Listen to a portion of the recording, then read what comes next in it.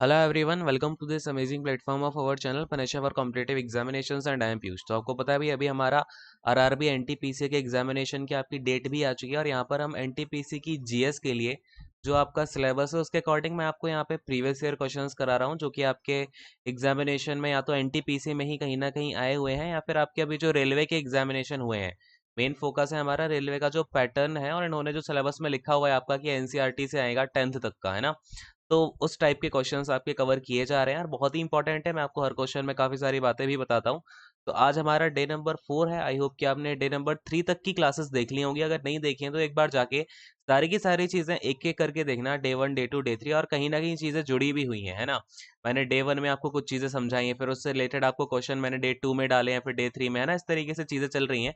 और जहाँ पर मुझे कुछ चीज़ें समझानी है, थ्योरी वगैरह समझानी है, वहाँ पर मैं आपको वो भी समझा रहा हूँ, है ना। तो अब शुरू करते हैं आज के सेशन को। एक बार मैं इन सारी की सारी चीज़ों को यहाँ से हटा देता हूँ। All right. तो देखो भाई, सबसे पहला क्वेश्चन आपके सामने ये रहा और यहाँ पर हम न्यूमेरिकल्स को भी देखेंगे, है ना। आपका रेलवे में एक चीज़ तो फिक्स है कि आपका न्यूमेरिकल कहीं ना कहीं आएगा। फिजिक्स से भी अच्छा लेवल आता है रेलवे का। और फिर आपका यहाँ पर आपको अगर मैं यहाँ पे बात करूँ न्यूमेरिकल्स वगैरह, तो वो भी आपको अच्छे खासी मात्रा में देखने को मिलेंगे। All right. तो पहला क्वेश्चन है कि एक बॉडी है 4 kg की, ये रेस्ट पे है, ठीक है। और फिर क्या हुआ, इसके ऊपर एक फोर्स लगाई गई जिससे कि इसके अंदर स्पीड आ गई है 5 मीटर पर सेकेंड की। तो वर्क डन पूछा है। अब देखो कितना प्यारा क्वेश्चन है ये। अगर आप यहाँ पे बस रट्टाफिकेशन करोगे ना कि एक इसका फॉर्मूला ये होता है, वर्क डन का फॉर्मूला वो होता है। अगर आप वर्क डन के बारे में बात करोगे तो वर्क डन का फॉर्मूला क्या होता है, फोर्स इंटू में डिस्प्लेसमेंट, है ना। यहाँ पर आपको ना तो फोर्स की वैल्यू पता है, ना ही डिस्प्लेसमेंट की वैल्यू पता है। अब आपके दिमाग में आना चाहिए जो मैंने बात आपको थर्ड वाले लेक्चर में बताई थी, कि जो वर्क डन होता है ना, वर्क डन होता है वही इक्वल टू किसके होता है, जो एनर्जी आपकी प्रोड्यूस हुई है या फिर एनर्जी जो लगी है ना। जो एनर्जी लगी है उसके इक्वल होता है। और आपको पता है, अगर कोई बॉडी के ऊपर हम फोर्स लगा करके उसको मूव कर रहे हैं, रेस्ट से हटा रहे हैं, तो उसमें कौन सी एनर्जी आपकी खर्च हुई होगी, काइनेटिक एनर्जी। कल मैंने ये बात बताई थी कि नहीं बताई थी, काइनेटिक एनर्जी का मैंने फॉर्मूला भी बताया था आपको। तो इस तरीके से आपको चीज़ों को ना समझना पड़ेगा। फिजिक्स एक बहुत ही प्यारा सब्जेक्ट है, चीज़ें बहुत ही ज़्यादा इंटरकनेक्टेड होती हैं। अब देखो, यहाँ पर मैंने आपसे क्या बोला, वर्क डन होता है एनर्जी के इक्वल। एनर्जी यहाँ पर कौन सी यूज हो रही है, काइनेटिक एनर्जी यूज हो रही है। और आपको पता है काइनेटिक एनर्जी का फॉर्मूला क्या होता है, 1/2 इंटू मास इंटू वेलोसिटी का स्क्वायर। होता है कि नहीं होता है, बोलो हाँ। चलो, अब यहाँ पर क्या हो जाएगा आपका, 1/2 इंटू मास क्या गिवन है हमें, देखो 4 kg गिवन है ना। तो ये हो जाएगा इंटू 4, और इंटू में वेलोसिटी हमें कितनी गिवन है, 5 गिवन है। तो 5 का स्क्वायर यानी कि 5 × 5 लिख देते हैं। कोई प्रॉब्लम है क्या, नहीं है। तो 2 से 2 टाइम्स जाएगा और ये आपका कितना आ जाएगा, 50। और 50 क्या आएगा, जूल। क्योंकि जो ऐसा यूनिट होती है ना, चाहे एनर्जी की हो चाहे वर्क की हो, दोनों की ऐसा यूनिट सेम होती है। अब ये बात भी यहाँ पे ध्यान में रख लो, क्या होती है, जूल होती है, ठीक है। यानी कि हमारा आंसर क्या आ जाएगा, 50 जूल। ऑप्शन नंबर आपका ये जो बी है, ठीक है, ये ऑप्शन ए है, ये बी है, ये आपका सी है, और ये ऑप्शन डी है, ठीक है। क्लियर है, मेरी बात समझ में आ गई। तो इस तरीके से आपको चीज़ों को समझना पड़ेगा। All right. तो सेकंड वाले क्वेश्चन पे आते हैं हम इसी तरीके से। देखो, अब सेकंड वाला क्वेश्चन आपका बायोलॉजी से आ गया। The girth of the stem, यानी कि जो घेरा होता है ना आपका पेड़ के तने का या फिर उसकी जड़ का, in plants increases due to, तो ये इंक्रीज होता है किस वजह से, है ना। तो extra meristem, apical meristem, lateral meristem, या फिर आपका इंटर कैलरी मैरी स्टेम, ठीक है। तो अब देखो बात को समझना, जैसे आपका ये कोई पेड़ है, ठीक है, ये आपका पेड़ है, मतलब पेड़ है, इसके ऊपर है, ये मैं आपसे स्टेम की बात कर रहा हूँ। अब क्या बोला है इसने, ये जो इसकी गिर्थ है यानी कि ये जो घेरा है ना, ये किसकी वजह से बढ़ता है, तो ये बढ़ता है आपका लेटरल मैरी स्टेम की वजह से। ध्यान में रखना, हिंदी में भी इसको लेटरल ही बोलते हैं, लेटरल मैरी स्टेम ही बोलते हैं, लेटरल मैरी स्टेम। ठीक है, बात समझ पा रहे हो। यानी कि अपना ये तो आंसर हो गया लेटरल, लेकिन अब आपसे हो सकता है कि आगे आने वाले क्वेश्चन में एपिकल का पूछ ले। तो एपिकल क्या करता है ना, जैसे कि आपका ये पेड़ के सबसे ऊपर का पॉइंट है, ठीक है, ये कोई पेड़ है, क्रिसमस ट्री समझ लो इसे, ठीक है। तो ये आपका पेड़ का सबसे ऊपर का पॉइंट है। अब यहाँ पर जो आपकी ग्रोथ होगी ना, ये ग्रोथ किसकी वजह से होगी, सबसे ऊपर एपिकल मेरिस्टेम की वजह से, ठीक है। बात समझ में आ गई। अब देखो यहाँ पर आपका इंटर कैलरी मेरिस्टेम है, सबसे ज्यादा सवाल यहीं से पूछा जाता है, इंटर कैलरी से। अगर आपका अगर हम लेटरल के बाद बात करें, तो देखो इंटर कैलोरी की अगर मैं आपसे बात करूंगा, तो इंटर कैलोरी का मतलब होता है, जैसे ये क्या हो गया आपका, ये आपका कोई स्टेम हो गई, ठीक है। अब क्या हुआ, मैंने कहा कि आपकी ये जो मिडल है ना, ठीक है, ये आपका जो मिडल है, इसकी मुझे लेंथ बढ़ानी है। पहले देखो आपने कभी ना बैम्बू ट्री देखा होगा, तो उसमें देखा होगा जब बैम्बू ट्री छोटा होता है तो उसके बीच में ऐसे बने रहते हैं ना खाँचे-खाँचे। तो एक पहले अगर छोटा होगा ट्री तो उसमें ये छोटा होता है, फिर धीरे-धीरे अगर मैं कहूँगा ये बड़ा हो गया तो उसका जो खाँचा होता है वो भी बड़ा हो जाता है। तो ये किस वजह से बड़ा हो गया? इसके बीच में ये तो मिडल में हुई ना लेंथ की ग्रोथ। तो मिडल में जो लेंथ की ग्रोथ होती है ना वो किसकी वजह से होती है?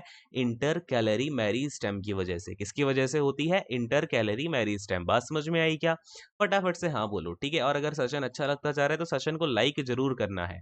लाइक करना है, ज़्यादा से ज़्यादा शेयर करना है जिससे कि मैं आपकी क्लास ये ठीक टाइम पर ऐसे ही आपकी रन करती रहे ना, because end of the day जो मोटिवेशन मिलता है वो आप लोगों से ही मिलता है। चलिए ख़ैर, अगर मैं इस क्वेश्चन की बात करूँ देखो क्या लिखा है? Which of the following serves as a nutritive tissue for the growing embryo? ठीक है? किसकी बात करी जा रही है? कौन-सा न्यूट्रिटिव टिश्यू का काम करता है? तो यहाँ पर आपको देख कर के समझ में आ रहा होगा ये प्लांट की बात करी जा रही है। किसकी बात करी जा रही है? प्लांट की। तो प्लांट्स में एक न्यूट्रिटिव टिश्यू का काम कौन करता है फॉर अ ग्रोइंग एम्ब्रियो? तो देखो भई ऑप्शंस क्या-क्या हैं?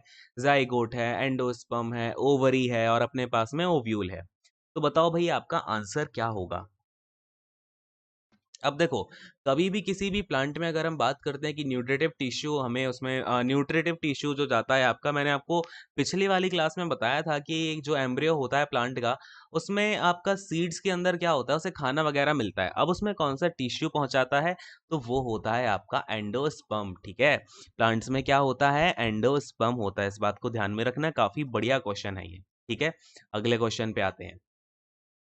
नेक्स्ट वाला क्वेश्चन आपका ये रहा द मेन कॉज ऑफ फ्रेंसिडिटी, यानी कि खाने में आपने देखा होगा अगर आप ज़्यादा देर तक रखोगे तो उसमें से बहुत बुरी बदबू आने लगती है ना, खाने लायक नहीं रहता, सड़ जाता है खाना, है ना? तो वो किस वजह से होता है? उसमें जो खाने में फैट और ऑयल वगैरह है उसका क्या, उसके अंदर क्या प्रोसेस ऐसी हो जाती है? ऑक्सीडेशन हो जाता है, रिडक्शन हो जाता है, हाइड्रोलिसिस हो जाता है या फिर क्लैरिफिकेशन हो जाती है? बताइए भई। क्या हो जाता है? तो रेंसिडिटी किस वजह से होती है? ये होती है जो आपका फैट है, ऑयल है या फिर जो ऑक्सीजन होती है ना, उसके क्या हो जाता है? ऑक्सीडेशन हो जाता है। क्या हो जाता है? फैट्स का ऑक्सीडेशन हो जाता है और कभी भी अगर फैट का ऑक्सीडेशन होगा तो बहुत ही सड़ी-सड़ाई सी बदबू आएगी और वो फैट आपका सड़ जाएगा, ठीक है? अब यहाँ पर आपसे ये पूछा जा सकता है कि ये जो ऑक्सीडेशन होता है फैट और ऑयल का, ये कैसी प्रोसेस होती है? तो ये होती है बायोकेमिकल रिएक्शन। कैसी रिएक्शन होती है ये आपकी? बायोकेमिकल रिएक्शन होती है। बात मेरी समझ में आ रही है क्या? क्लियर है? चलो, अब मैं आपसे एक बात और करता हूँ कि यहाँ पर आपसे अब क्वेश्चन ना ये पूछा जा सकता है कि जो ऑक्सीडेशन होता है ना फैट और ऑयल का, इससे क्या बन जाता है? ऐसी क्या चीज़ बनती है जिस वजह से सड़ने की बदबू किस वजह से आती है? कुछ तो प्रोडक्ट बनता होगा ना जब ऑक्सीडेशन होता है फैट और ऑयल का, है ना? तो बस यहीं पर आप कभी भी किसी भी क्वेश्चन का आप अगर उस क्वेश्चन से ही क्वेश्चन करना शुरू कर दोगे तो आप आंसर तक भी पहुंच जाओगे। तो ऑक्सीडेशन जब होता है फैट और ऑयल का तो क्या बनता है? ब्यूटायरिक एसिड बनता है। क्या बनता है? Butyric acid. तो ब्यूटायरिक एसिड से क्या होता है ना, बहुत सड़ी-सड़ाई सी बदबू होती है इसकी और खाने में तो बहुत ही घटिया, ठीक है? तो यहाँ पर आपका आंसर क्या हो जाएगा? ऑक्सीडेशन। बढ़िया, क्लियर है? चलो नेक्स्ट वाले क्वेश्चन पे आते हैं। अब देखो अगला क्वेश्चन क्या है अपने पास में, इनमें से कौन सा आपका सिंगली अकर नहीं करता नेचर में? देखो कितना इजी क्वेश्चन है ये, आप ना थोड़ा सा अगर आपने लॉ ऑफ अगर आपने तीनों लॉ ध्यान से पढ़े होंगे तो आपको ये चीज समझ में आ जाएगी। अब देखो इनर्शिया है, फोर्स है, वेलोसिटी है और हमारे पास क्या है? मोमेंटम है। अब बात को समझना, ये जो इनर्शिया है, इनर्शिया क्या करता है? इनर्शिया क्या क्वालिटी होती है किसी भी बॉडी की? कि जैसे ये कोई बॉडी चल रही है और इस बॉडी का अगर मैं प्रॉपर्टी की बात करूँ, क्या प्रॉपर्टी होनी चाहिए इस बॉडी में कि ये जो बॉडी चल रही है ना, तो जैसे मैंने क्या बोला कि ये एक बॉल है, ठीक है? फुटबॉल आपकी, मैंने इस फुटबॉल में पैर मारा तो ये फुटबॉल चलती चली जा रही है, चलती चली जा रही है। लेकिन जब तक मैं इस पे अपोज़िट फ़ोर्स नहीं डालूँगा, तब तक ये रुकेगी क्या? नहीं रुकेगी। और जो रुकती भी है ना, आप कहोगे सर रुक तो जाती है कुछ टाइम के बाद, तो उसमें ना फ्रिक्शन काम करता है। अगर आप फ्रिक्शन को हटा दोगे ना, तो ये बॉल कभी रुकेगी ही नहीं क्योंकि जो अपना काम कर रहा है ना, वो अपने काम में ही मस्त होता है, उसे उस काम में रुकने का मज़ा नहीं आता फिर, है ना? तो ये इनर्शिया होता है, यानी कि ये तो अकेले चली जा रही है, इसमें क्या ये तो आप सिंगली अकर कर सकते हैं नेचर में, कोई दिक्कत ही नहीं है। तो ये तो नहीं होगा अपना आंसर। फिर मैंने कहा वेलोसिटी, अब मैंने कहा ठीक है मेरे पास में कोई वेलोसिटी है, मैं चला जा रहा हूँ, इसमें मुझे दूसरे की क्या आवश्यकता, कोई आवश्यकता नहीं है, मैं ये भी सिंगली अकर कर सकता है। मैंने कहा मोमेंटम, मोमेंटम तो होता ही मास इनटू वेलोसिटी, अब ये मैंने आपको समझा रखा है मोमेंटम क्या होता है, इसलिए मैं बोलता हूँ सारी की सारी क्लासेस एक एक करके देखनी है, कहीं ना कहीं आपको रिलेशन मिलेगा। तो मोमेंटम में क्या है, वेलोसिटी आती है, वेलोसिटी तो भैया ठीक है, जब वेलोसिटी खुद ही सिंगल है तो मोमेंटम भी सिंगल है, मेरा मास मेरी वेलोसिटी, मैं अपने मोमेंटम से चला जा रहा हूँ, क्या दिक्कत तुमको। अब आई बात फोर्स की, तो भैया फोर्स, आप एक बात बताओ, आप, मैंने कहा चलो फोर्स लगाओ, मैंने कहा कि चलो फोर्स लगाओ, तो आप कहाँ फोर्स लगाओगे, आपके सामने कोई ऑब्जेक्ट तो होना चाहिए ना। आपसे मैं कहूंगा ये जो वॉल है ना सामने, इस पर फोर्स लगाओ, इस गेट पे फोर्स लगाओ, यानी दूसरी चीज तो होनी चाहिए ना, ये अकेले तो अगर नहीं कर सकता कि मैं कहूँ मैं हवा में फोर्स लगा रहा हूँ, हवा में तो मैं फोर्स नहीं लगाऊंगा, गिर जाऊंगा मैं तो, अगर हवा में मैंने फोर्स लगा के मारा, है ना। तो मेरे पास में कोई ऑब्जेक्ट तो होना चाहिए फोर्स लगाने के, और वैसे भी अगर आपने लॉ सुना हो, for every action there is an equal and opposite reaction, यानी कि जो एक्शन लगाते हो ना आप, उसमें भी तो फोर्स ही लगती है। जब आप किसी को थप्पड़ मारोगे तो उसका रिएक्शन आपको मिलेगा कि नहीं मिलेगा। अच्छा देखो, आपको मैं बड़ा ही प्यारा एग्जांपल देता हूँ, ये सोचो किसी का गाल है, आपने बढ़िया एकदम थप्पड़ मारा यहाँ पे, अब थप्पड़ मारा है तो इस गाल के ऊपर आपकी उंगलियां छप जाएंगी, उंगलियां छपेंगी या फिर लाल लाल हो जाएगा गाल, तो ये क्या है, रिएक्शन है। अब उसके बाद वाला रिएक्शन, वो अगला आदमी आपको उठा के फेंक दे या फिर उठा के आपको उल्टा लटका दे, कुछ भी करे, वो तो अगली बात है, लेकिन इससे पहले ही आपको रिएक्शन दिख जाएगा आपके हाथ और उसके गाल के बीच के कांटेक्ट होने का, ठीक है। तो फिर यहाँ पर ये सिंगली अकर नहीं कर सकता भैया, कुछ तो होना चाहिए, अगर थप्पड़ मारूंगा तो किसी का गाल तो होना चाहिए ना। तो ये अपना यहाँ पर क्या हो जाएगा, राइट आंसर हो जाएगा, ठीक है ना। तो क्या हो जाएगा आपका, force is the right answer, force आपका कभी भी नेचर में सिंगली अकर नहीं कर सकता है। अगले क्वेश्चन पे आते हैं। देखो, if the atomic number of krypton is 36, तो आपसे इलेक्ट्रॉनिक कॉन्फ़िगरेशन पूछ ली है, बहुत ही इजी है। देखो सबसे पहले तो एक बात ध्यान में रखो, क्रिप्टॉन का एटॉमिक नंबर कितना होता है, 36 होता है। नाउ अगर मैं आपसे बात करूं इलेक्ट्रॉनिक कॉन्फ़िगरेशन कैसे करी जाती है, तो आप सबसे इजी समझो, कोई भी आपके पास एटॉमिक नंबर है, उसे आपको किस में डिवाइड करना है, 2, 8, 18, 32, ठीक है।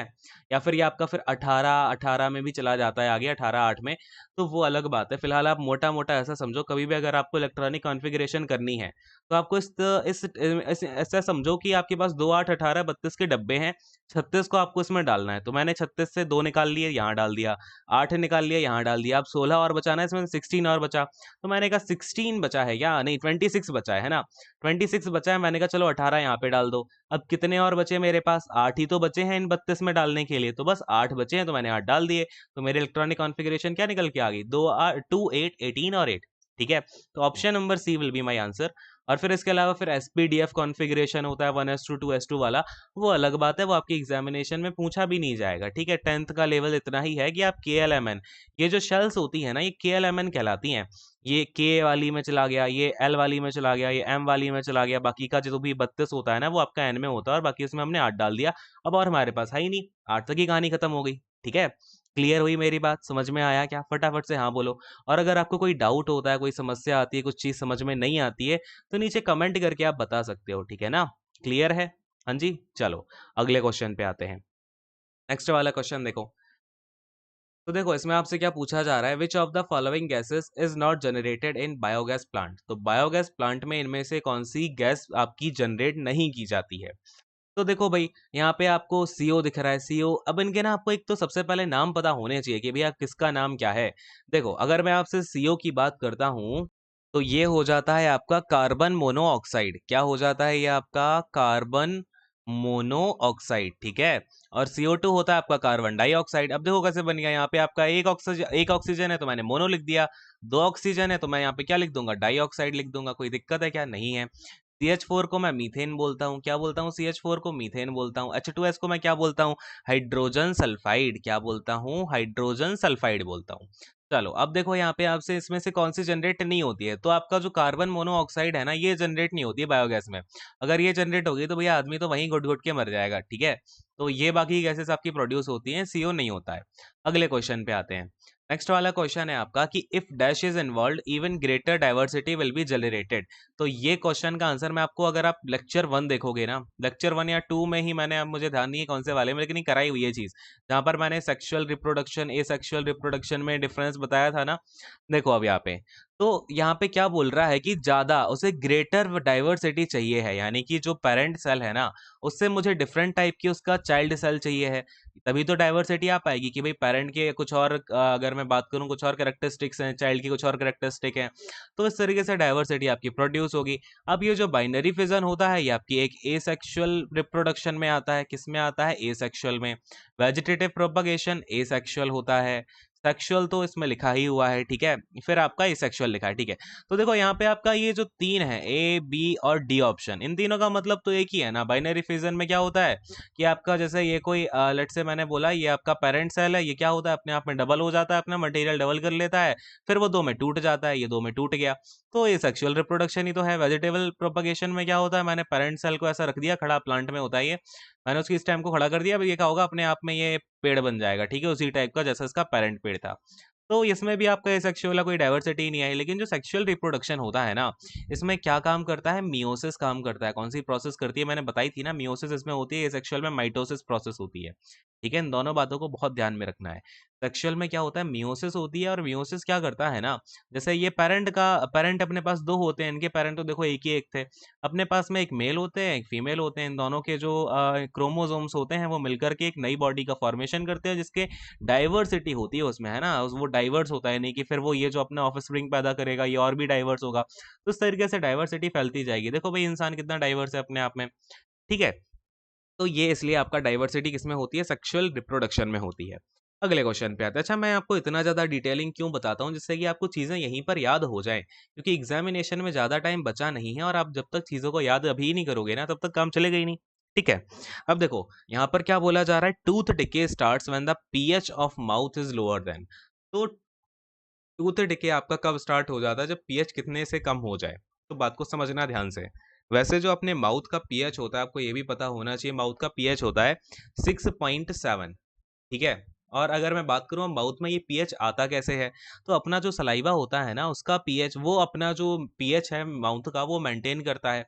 तो सलाइवा का पीएच होता है 6.3 से 6.7 के बीच में। अब होता क्या है कि जब इसका सलाइवा का इतना है, माउथ का आपका इतना पीएच होता है ना, तो बैक्टीरिया ज़्यादा इसमें उग नहीं, मतलब बैक्टीरिया अपना जन्म नहीं ले पाते हैं इसमें। लेकिन जैसे ही आपका पीएच 5.5 से कम हुआ, कि भैया बैक्टीरिया आपके बिल्कुल इन्होंने बिल्कुल दनादन तरीके से आपके टीथ में ये मौजूद हो जाएँगे। या फिर आप शुगर वगैरह ज़्यादा खाओगे तो सलाइवा का क्या होता है ना, ये पीएच कम होता जाता है, ठीक है? अगर आप शुगर की चीज़ें ज़्यादा खाते हो, या फिर आप मीठा बहुत ज़्यादा खा रहे हो, बच्चों में ये चीज़ देखी जाती है, ठीक है? तो बैक्टीरिया वहाँ पे पैदा हो जाता है और टूथ डिके आपका, यानी कि दाँतों में सड़न स्टार्ट हो जाती है, ठीक है? क्लियर है? बात मेरी समझ में आ गई ना सभी को? अगले क्वेश्चन पे आते हैं फटाफट से। देखो नेक्स्ट वाला क्वेश्चन है, a raised hammer possesses kinetic energy, mechanical energy, muscular energy या फिर पोटेंशियल एनर्जी। तो मैंने एक हथौड़ा उठाया, ठीक है, तो उसके अंदर अब कौन सी एनर्जी होगी? अब देखो मैंने क्या बोला आपसे, ये मेरा अलर्ट से ये है मेरा हथौड़ा, थॉर वाला हथौड़ा है, ठीक है। ऐसा वैसा नहीं है, इसको थॉर वाला हथौड़ा बनाएंगे हम लोग। ये देखो ये थॉर का हथौड़ा है। तो अब मैंने क्या किया, मैंने इसको उठा के हाथ में पकड़ा हुआ है ना, मैंने इसको पीछे खींचा, यहाँ पर मेरा आ गया हथौड़ा, यहाँ पर मैं इसको पकड़ के खड़ा हूँ। मैंने इसको बिल्कुल हाथ में पकड़ा है, अभी मैंने इसको फेंका नहीं है किसी के ऊपर, ना ही ये अपनी गतिशील, यानी कि ये मूविंग पोजीशन में है नहीं। और मुझे पता है काइनेटिक एनर्जी तो होता है m इंटू वी स्क्वायर, है ना, हाफ एम वी स्क्वायर। तो इसमें वेलोसिटी आती है, अब मेरे हाथ में मैंने पकड़ा है तो वेलोसिटी तो है ही नहीं, तो ये तो नहीं होगा। मैकेनिकल एनर्जी आपको पता है भाई, मैकेनिकल एनर्जी तो मैकेनिक्स में आएगी, ये तो नहीं होगा। मस्कुलर एनर्जी मैं तो उसमें लगा नहीं रहा हूँ। तो जब मेरे पास में अभी ये हाथ में ऐसे ने पकड़ा है ना, तो इसके अंदर क्या होती है, आपकी पोटेंशियल एनर्जी होती है। जब भी कोई चीज होल्ड पे, अब लेट से मैंने क्या बोला, ये कोई बिल्डिंग है, बिल्डिंग के ऊपर मैं खड़ा हुआ हूँ, मैं सपोज मैं इसमें कूदने जा रहा हूँ इस बिल्डिंग से नीचे। तो मैं जब यहाँ खड़ा हूँ, तब मैं क्या है, मेरे पास में पोटेंशियल एनर्जी है, क्योंकि मैं किसी हाइट पे खड़ा हुआ हूँ। लेकिन जैसे ही मैं नीचे गिरना स्टार्ट करूंगा ना, मेरे पास में मेरी पोटेंशियल एनर्जी कम होती जाएगी और मेरी काइनेटिक एनर्जी बढ़ती जाएगी। बात समझ रहे हो? बात गहराई को समझना, ठीक है। तो ये कुछ चीजें हैं जो आपको समझनी होती हैं। तो आज के इतने ही क्वेश्चंस करते हैं। आई होप कि आपको समझ में आई होंगी सारी की सारी चीजें। और अगर सेशन आप अगर आप चाहते हो कि सेशन को और ज़्यादा बड़ा किया जाए अब धीमे-धीमे, तो नीचे कमेंट करके ज़रूर बताना, ठीक है ना? क्या करना है आपको, कमेंट करके बताना अगर आप सेशन चाहते हो कि थोड़ा और बड़ा करें। एंड इसके अलावा आप सेशन को लाइक ज़रूर करना। अगर आपको अच्छा लगा हो शेयर करिए, एंड चैनल को अगर अभी तक सब्सक्राइब नहीं किया है तो कर लेना। And thank you so much, God bless you all, take care and bye bye. अच्छे से एग्जाम की प्रिपरेशन करो।